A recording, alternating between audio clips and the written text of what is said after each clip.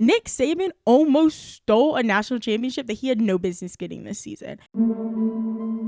Welcome to Her Sports Convo with Ashleigh Wilson. Hey y'all, welcome back. Crazy to see you here again. I hope you had a good week last week. I hope you have a good week this week. Oh lordy have mercy, the college football season has ended, and I'm not gonna lie, I am kind of excited that it's over. It's been an interesting year. It's been a very unpredictable year, but we do have to give some big congratulations to the Georgia Bulldogs. They managed to pull out the victory. It was a exciting game. Okay, let's back up. Let's be real. It was all right. The first half, honestly, the first three quarters was quite boring. I love some good defense more than the next gal, but field goals, come on now, y'all. And, the injury to Jamison Williams on Bama, and just, it was a lot. A lot happened. It was borderline kind of depressing, if we're going to be honest. But the second half came, and then everyone decided to score touchdowns, and it got really exciting, which personally I was mad at, because I was like, we couldn't have done this in the beginning. It's 12 o'clock in the morning, babe. We couldn't have figured this out earlier. Now you want to figure this out after we spent the whole day watching this football game. Congrats, Georgia. Congrats, Stetson Bennett. I'm going to be completely honest. I didn't think he had it in him. Not that he didn't have it in him. Not that he's not a good quarterback. He's a good quarterback, but putting him up against Bryce Young, the Heisman Trophy winner, and that crazy Bama defense, that crazy Bama D-line with Christian Harris, and is it Christian or Chris? I don't know. We're going to say his name is Christian. Christian Harris and Will Anderson Jr. It was too good. It was too good. And they did get their numbers. They really got Stetson's numbers. Really got his number. But they made it happen, and it worked. And I'm excited for them. They got a lot of numbers. A lot of people made money this year on that Alabama team. Even, you have the running back, Brian Robinson Jr. He was on no one's radar prior to the last 3 games they played. And now, he's made him some money. And, that's the goal at the end of the day. The goal is to, realize your dream in the NFL. And, yeah, it also would have been nice, get a little national championship ring while you're at it. But they made a lot of money in the past 3 weeks. And Will Anderson is not eligible to go to the NFL draft this year, as he's only a sophomore, which is kind of insane to think that this man is going to be allowed to play another year of college football the way he's jumping that line. I don't understand if y'all watch this football game, but the way he was coming off the snap, he almost looked like he was offsides every time, but he was just that fast. Now, I'm not going to nerd out over defense anymore, but if you ever find a chance, look at some of his highlights. Don't nerd out. Don't make it weird, okay? Don't make it weird. But if you ever get the chance to watch, look how fast he jumps off the ball compared to everybody else. That is insane. And he's only a sophomore. He's 19, 18. What? He's 19, 20 maybe? Crazy that he's doing that. But some other interesting things that I thought came out of this football game that had absolutely nothing to do with the game being played is, number one, the pregame show, which we saw Mr.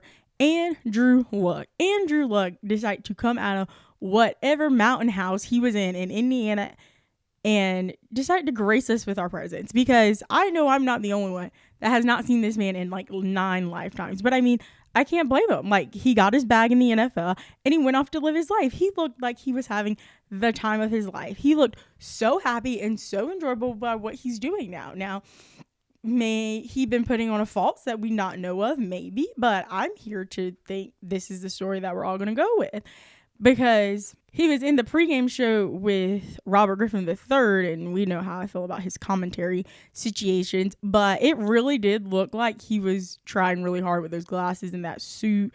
It was giving me,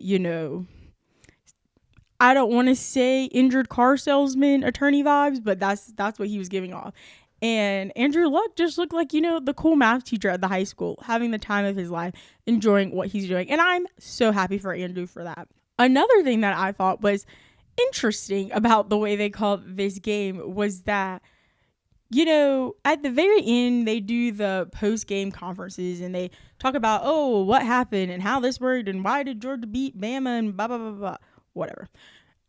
I thought it was interesting how every single commentator negated to mention the fact that Alabama's number one receiver of this season went out in like the beginning of the second quarter of this football game. You gotta, stand those things out. You have to make these things known, as well as they were like low-key kind of dogging Bryce Young out. Like, that is a prime example of the media. I'm not gonna go into my whole we hate the media rant today because I literally did that 2 weeks ago, but it was just nasty, and I didn't like the way they do that. Yes, we all know I have big love for Bama in my heart, as well as I have big love for Georgia, but the way that they went about it, I just think it was so weird. And even like they could have mentioned the same thing with like Georgia, and like I feel like they didn't even get a chance to like mention, the fact that George Pickens catched a major ball in this football game after he came back from that ACL injury last year. Like some big moments happen in this game, and I know it's for the headlines, it's for the the clickbaity kind of stuff they're trying to get people's attentions to and watch this football game. But we gotta evaluate the whole system. But at the end of the day, it was a fun game. It was interesting. They made a lot of money. I'm very excited for Georgia and Georgia fans. Kirby finally got that win. As we know, Kirby and the Georgia Bulldogs have always been really close to getting it, but not quite getting it. So the fact that they finally got over that hump this year, I think is amazing. And this has put a unnecessary, disgusting fire under those Roll Tide Alabama football players. And next year, I'll have to say, if Alabama is on your schedule next year, you are going to be in for one, because these boys aren't going to let that go. And people were also mentioning the fact that like Nick Saban was smiling at the end of the game. One, what is he supposed to do? Like walk around and pout? You would have talked about that as well. But also he knows that like he almost got away with one. Like Nick Saban almost stole a national championship that he had no business getting this season. And that's what it was. That's why he was still smiling. And they're going to still be at the top of the college football mountaintop next year, as well as Georgia, because they recruit those same guys. Like this was a display of what the SEC is, and that the SEC is 10 times and 20 times better, as well as Georgia and Alabama are just in a whole nother league on their own outside of the SEC, as you had guys making plays that would have ran the score up. Like let's be honest, I watch Big Ten football, Aiden Hutchinson, all these things. We saw it in the semis of how some of things lined up and how the SEC is just different. And it's okay that it's different. We just got to call it what it is. And that it's a whole different league. And, they're getting these kids. They were living off zebra cakes their whole childhood and making these plays. So you think if they get good food in their body, get training systems, learn how to actually take care of them, that they're not going to be 1,000 times better than the regular guy? You got to recruit the 5 stars. You got to recruit the 4 stars. It's good to develop the 2 and the 3 stars for, that's actually how you keep your program running. But if you want to breathe the same air as the Alabamas, as the Georgias, as the Ohio States, you got to go out and get those big guys. And that's why Alabama is always in this position every year. And that's why I'm just going to say it. I'm going to say it. Y'all can fight me about it. Alabama's going to be right back here next year. And they're probably going to go undefeated and win the national championship in 2023. I said it. Drop the mic. I'm not going to do that because that's going to really hurt your ears. But it is what it is, y'all. It is what it is. But while we're sitting here talking about college football, I don't know how I went the entire season without talking about Deion and Jackson State. Like, we need to give Deion a round of applause. No matter how you feel about him, no matter all the other things that come with Deion Sanders and that massive personality, you have to give him a round of applause of what he's done with Jackson State and just HBCU footballs in general. Like, even if you're not one of those people who are on the top mountain, like, he's just leveled the playing field for everybody, For, like, one of the things he's did this season is he allowed every HBCU football player to have their names on the back of their jerseys. Like, that was not a thing before Deion got there, and he paid for every team. That was may it be the SWAC, may it be the MEAC. He paid for every single football team to have their names on the back of their jerseys. Because, I mean, that's a big part of having a jersey and all that things is having your name on the back of your jersey. Like, everyone wants one. You give it to your girlfriend, you give it to your mom, you give it to your dad, you give it to your cousin, you sign it, you make some money off of from NIL. Like, that's a big part of sports. And so the fact that these kids didn't even have that before Deion showed up last year, crazy. Or was it this year? I think it was last year. I think he's been there for 2 years now. And this year he's done even better things by he's signing 2 top recruits. And he still has his son there. And most of the people there, because of that extra COVID year they got like this. Now, I know they got their booties kicked. in the Celebration Bowl. But you got to start somewhere. And that's a good place to start from what they were doing before. So big congrats to you, Deion. And for the people who were saying that, like, Deion's going to go back to Florida State and Deion's going to leave when a better opportunity presents itself. One, I don't think Deion Sanders is coaching college football to make money. I just don't see why he would be doing that, or to become the next Nick Saban, or all these other great college football coaches that's been out there. I just don't see that being his end goal or his agenda. It might be. I don't read Deion Sanders' mind, but I just don't see it.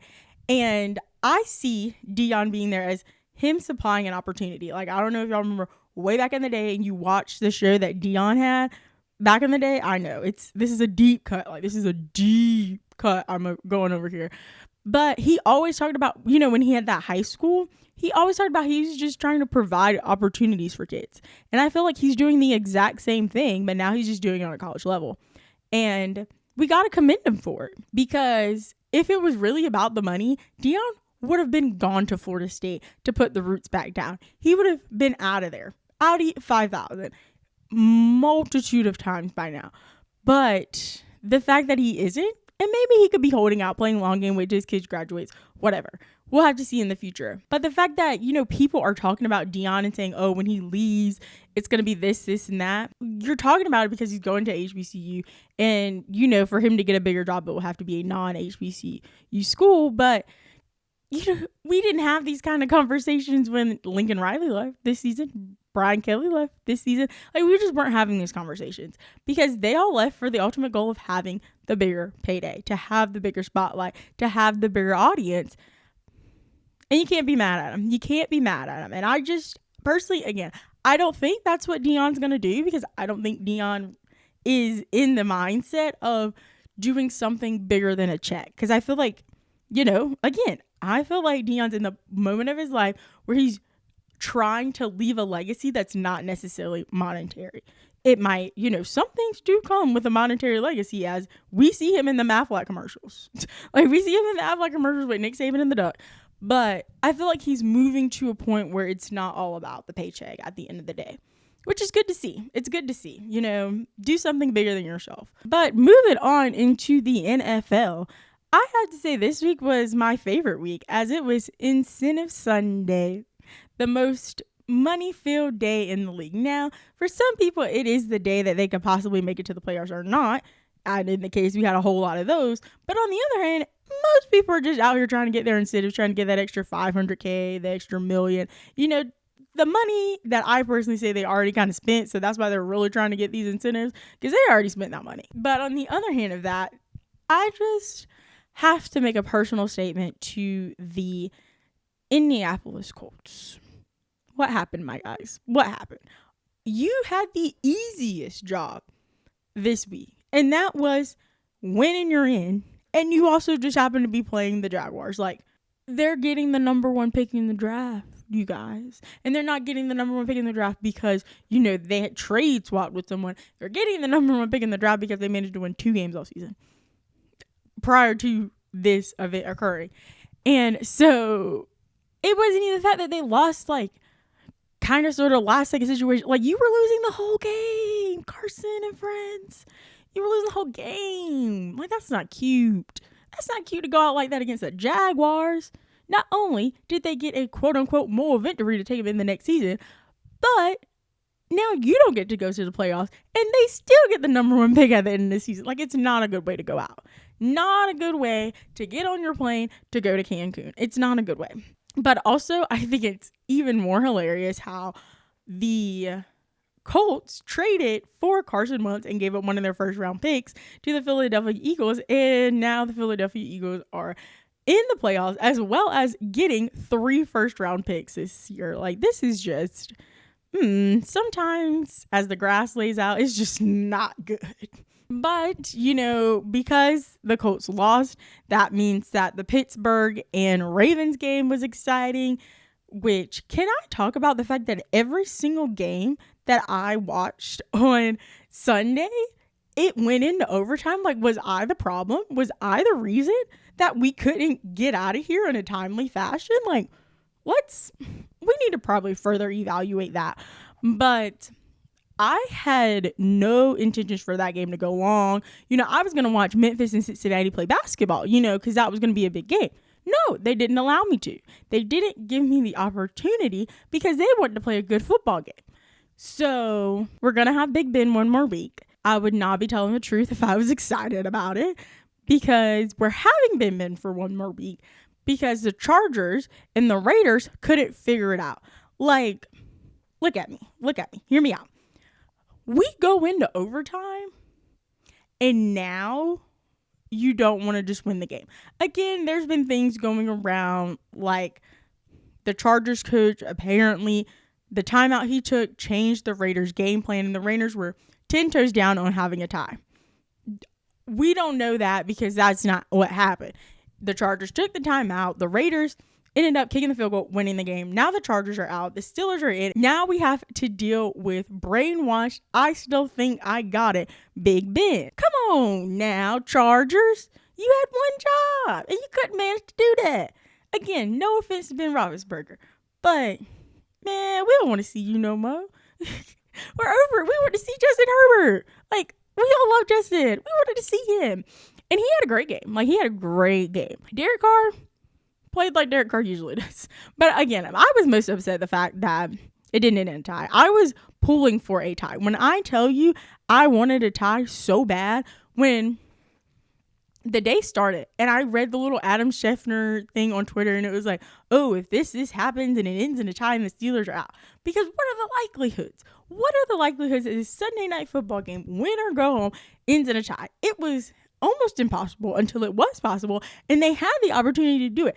I wanted a kneel. I wanted a kneel for peace. I think that would have brought this country together after all this time if they kneel down and just let it go. But no, the Raiders won. We have to deal with Ben, and that's our reality, unfortunate. And the fact that for us East Coast girlies or guys or whatever, we stayed up to watch this game in on a field goal kick. Like, y'all couldn't have done that in the first half. Like, that's what made it even worse, is because I wanted to go to sleep. It was like 11:30, 12 o'clock. New Year's is over. The holiday season is gone. We have things to do. So, come on now. I'm mad at you. I'm looking directly at you, Chargers. But on the opposite side of we getting Ben Roethlisberger for the movie, that means that we get Mike Tomlin. And Mike Tomlin on the Instagram Live at Chase Claypool was so funny. He looked like a grandpa that like just walked up and just trying to like do the young kid dances. It was so funny. And he also said a report that he, didn't see the ending, which I'm also not surprised by because, Omar Epps' cousin, he had to go to bed. He had to go to bed, and that's fine. He's an old man. He's been around the block a few times too many, and he's a person of age which realizes that he's not young anymore, that he cannot do what the young kids do. Maybe him and Bill need to go chop it up over a cigar or whatever these guys do, because I feel like in football they love cigars. If anyone's out there that plays football, let me know about the cigar stuff, because I don't get it. Like, I don't get the cigar mania around football. But I would go up here and give my playoff predictions, but I'm not even going to put any team in that situation to possibly lose the Super Bowl because I jinxed them. So for my sake and our sake, we're going to go with what I said at the beginning of the season. I'm not going to bring it up. If you don't know what I'm talking about, you can go back and watch the very first episode of this season and figure out what I said. I know what I said. If you've been here for a while, you know what I said. We're not going to bring it up. We're going to see what happens. And if I'm right, I'm right. And if I'm wrong, I never said anything. Let's go playoffs. And I did not watch any NBA basketball this week except the most important basketball game that happened, and that was Klay Thompson coming back to the court. Let me tell you, do I watch NBA TV? Not at all. Did I figure out what channel NBA TV was the day Klay came back? Yes, I did. It was amazing. Amazing. I was captivated. I just wanted him to score, and then he got the dunk, and it was so cute. And when they called his name out, he looked like he was going to cry. It was wonderful. It was so wonderful. And yes, he was on limited time, but he scored like 17 points in 19 minutes. Like, that's good. Like, some of these Jugger's be out here playing the whole 40 minutes and scoring no points. So I commend him on that. And yeah, we know we're not going to get Splash Brother Klay back. You know, he's got to get his body adjusted, and he's been sitting on the bench for 2 years. And I'm just excited to see that he's back in the game because Klay hadn't played since June 2019. And we all know how society, culture, and the world went down since then. So maybe that Klay's back, the universe can get itself back together, and we can, you know, start riding this choo-choo train back up. And another person who is back is Sue Bird. She's coming back for her 19th season in the WNBA. Like, that's crazy. She's almost been in the WNBA as long as I've been alive. I've been alive a little bit longer, but, you know, that's insane. I'm excited this season. I'm excited to see it. She's going to have an amazing farewell tour, and hopefully she can get a little chip, because her saying that she's coming back means that she kind of maybe possibly knows what Breanna Stewart is going to do this offseason. Ugh. I'm excited to see her do it one more time. Like, Sue Bird is so good. She's so good. Well, that's all I got for this week. Make sure to like, comment, rate, subscribe wherever you decide to listen to your podcast today. Head on over to Instagram and follow at Her Sports Convo to stay up to date on all things Her Sports Convo. Check out the Her Sports Convo main channel. I post new videos up there every Monday at 11 a.m. Eastern Standard Time. And this week's video was about NBA two-way contracts, I'm pretty sure. Yeah, it was about NBA two-way contracts. You can check it out, learn about it, subscribe, follow, all that good stuff, as well as check out the Her Sports Convo podcast YouTube channel, where I post new podcast episodes every Thursday at 11 a.m. Eastern Standard Time. If you would like to watch me talk to myself every week, we're having guests again. Get excited, call your mom, tell your friends to subscribe, listen to, rate, review, like, all the things, and share Her Sports Convo, because we're having some guests, y'all. And they're pretty good. We're bumping up the quality of our guests in 2022. Not saying that our quality of our guests were bad before, but, you know, we're getting heavy hitters all 2022. So I'm going to stop rambling so you can go on with your day. But as always, be safe, have fun, and don't be afraid to join the convo.